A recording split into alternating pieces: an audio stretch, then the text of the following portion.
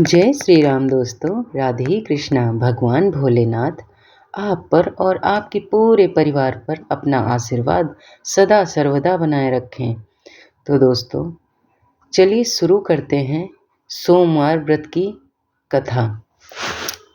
तो एक नगर में एक बहुत धनवान साहूकार रहता था। उसके घर में धन की कमी नहीं थी, परंतु वह बहुत दुखी था क्योंकि उसके कोई पुत्र नहीं था। वह इसी चिंता में दिन रात दुखी रहता था।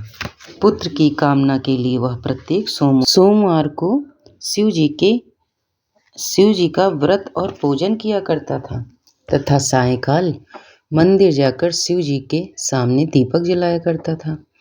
उसकी इस भक्ति भाव को देखकर एक समय माता पार्वती ने शिव जी से कहा, महाराज, यह साहूकार आपका अनन्यतम भक्त है। सदैव आपका व्रत और पूजन बड़ी श्रद्धा से करता है। आपको इसकी मनोकामना अवश्य पूर्ण करनी चाहिए।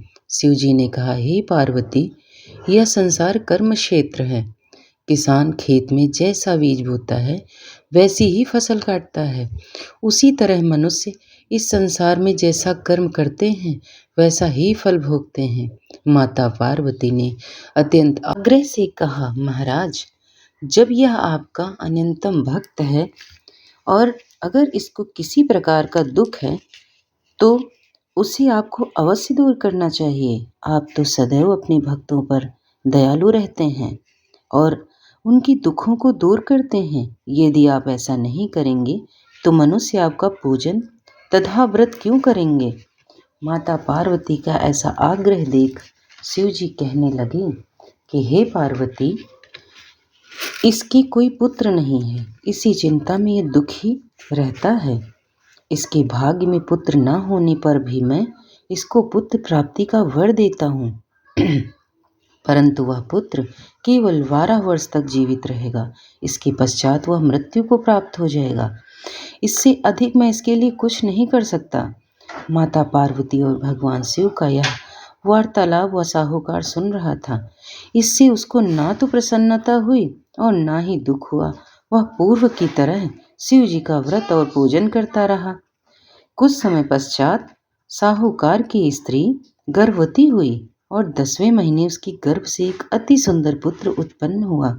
साहूकार के घर में बहुत खुशी मनाई गई, परंतु साहूकार को यह जानता था कि उसकी केवल 12 वर्ष की आयु है। इसीलिए उसने अधिक प्रसन्नता प्रकट नहीं की और ना ही किसी को यह भेद बताया।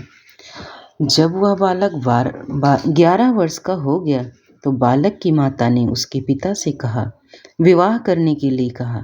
साहूकार ने कहा, अभी मैं इसका विवाह नहीं करूँगा, मैं अपने पुत्र को काशी पढ़ने के लिए भेजूँगा। साहूकार ने बालक के मामा को बुलाकर उसको बहुत सा धन देकर कहा, तुम इस बालक को काशी पढ़ने के लिए ले जाओ और रास्ते में जिन जिन स्थानों से भी जाओ यज्ञ करते, ब्राह्मणों को भोजन कराते तथा दक्षिणा देते हुए जाना।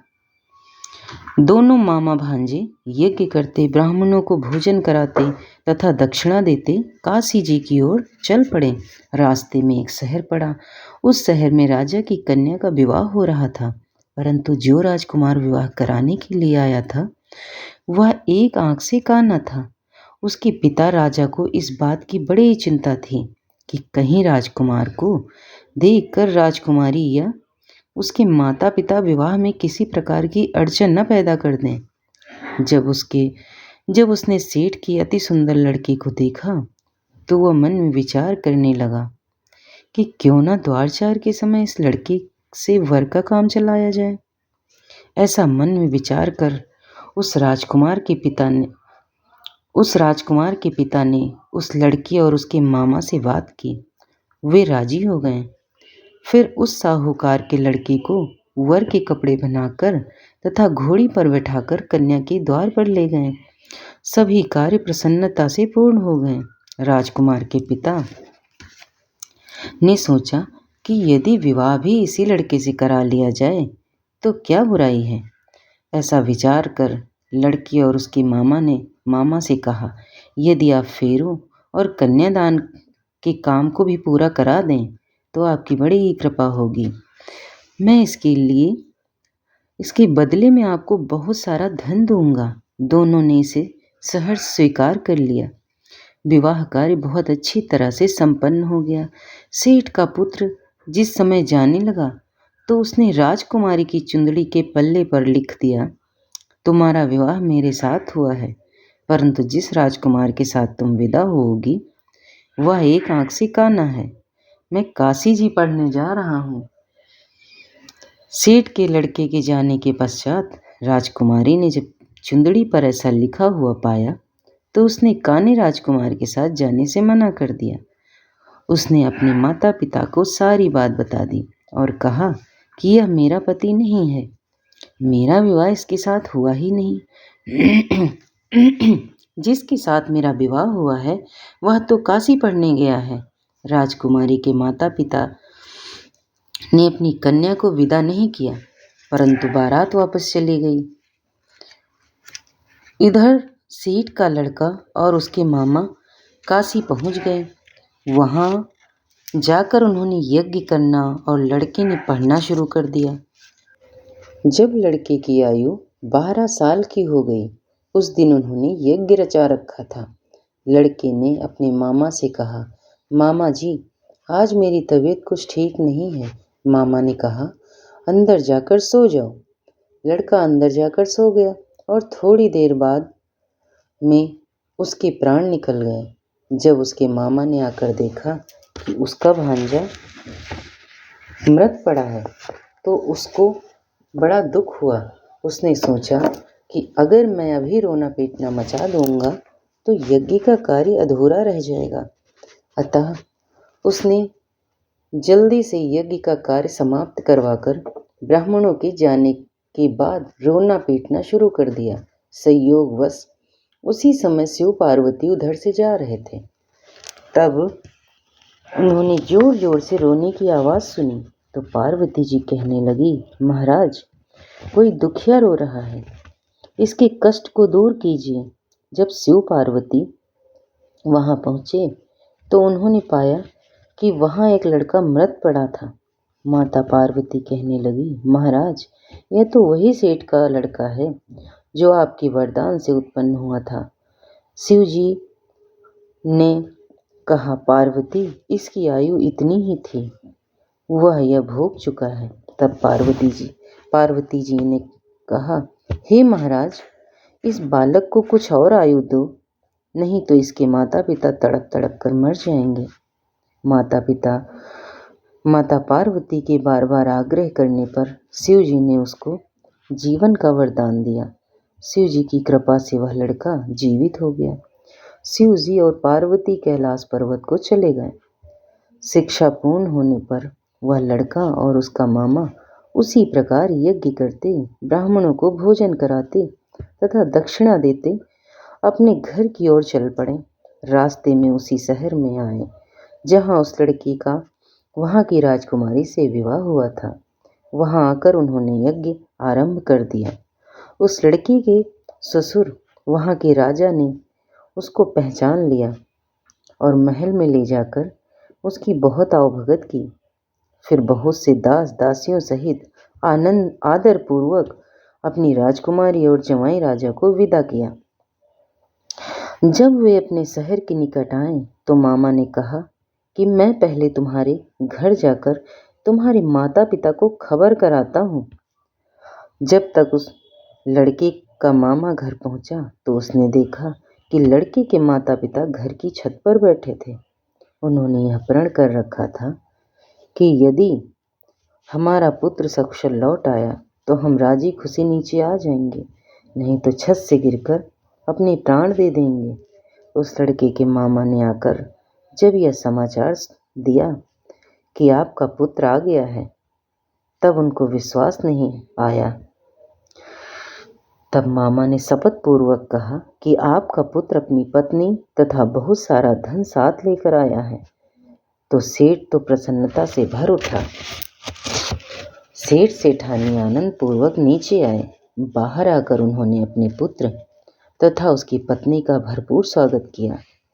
सभी प्रसन्नता पूर्वक प्रसन्नता के साथ रहने लगें। जो कोई सोमवार के व्रत को धारण करता है अथवा इस कथा को पढ़ता या सुनता है, उसके सभी दुख दूर होकर उसकी समस्त मनोकामनाएं पूर्ण होती हैं तथा इस लोक में नाना प्रकार के सुख भोग कर अंत में सदाशिव के लोक को प्राप्त होता है।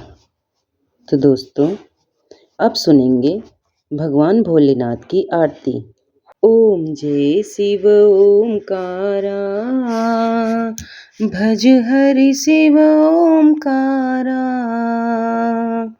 ब्रह्मा विष्णु सदा शिव हरिधंगी धारा, हर हर शिव ओमकारा। एकानन चतुरानन पंचानन राजे, हंसासन गरुणासन विषवाहन साजे। ओम जय शिव ओमकारा, दो भुज चार चतुर्भुज, 10 भुज अति सोहे, तीनों रूप निरखता, त्रिभुवन जन मोहे। हर हर शिव ओमकारा, अक्षमाला वनमाला रुंडमाला धारी, चंदन मृग मद सोहे, भोले शुभकारी। प्रभु हर हर शिव ओमकारा, श्वेतांबर पीतांबर बाघंबर अंगे, प्रभु बाघंबर अंगे। सनकादिक भूतादिक प्रेतादिक संगे, हर हर शिव ओमकारा। कर के माथि कमंडल चक्र त्रिशूल धारी, शुभकारी दुखहारी जगपालनकारी। हर हर शिव ओमकारा, ब्रह्मा विष्णु सदा शिव जानत अविवेका, प्रणवाक्षर के मध्य ये तीनों एका। हर हर शिव ओमकारा, त्रिगुण स्वामी जी की आरती जो कोई जन गावे, प्रभु प्रेम सहित गावे। कहत शिवानंद स्वामी मनवांक्षित फल पावे। हर हर शिव ओमकार, प्रभु हर शिव ओम।